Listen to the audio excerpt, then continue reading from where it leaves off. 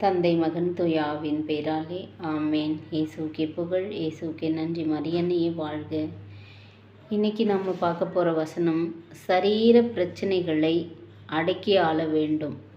Bible விளக்கம் 1 கொரிந்தியர் 9ஆம் அதிகாரம் இறை திருவார்த்தை 27.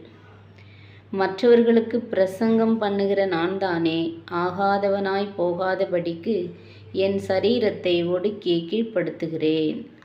பாருங்க, நாம் மற்றவர்களுக்கு புத்தி சொல்கிறதுக்கு முன்னாடி நாம் எப்படி இருக்கிறோம் என்று சிந்தித்து பார்க்க வேண்டும்.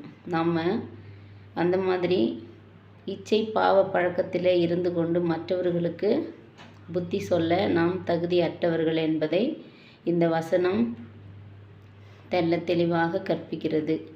எனவே இப்படிப்பட்ட பாவத்தை நாம் செய்வதற்கு முன்பு என்ன செய்ய வேண்டும்?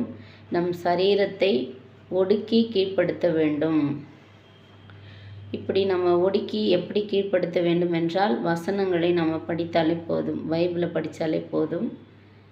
நமக்கு எப்படி நம் சரீரங்களை ஒடுக்கி ஆள வேண்டும் என்பது நமக்கு ஆவியானவர் கற்றுத்தருவார் என்பதை பைபிளை படித்து நாம் தெரிந்து கொள்ள வேண்டும்.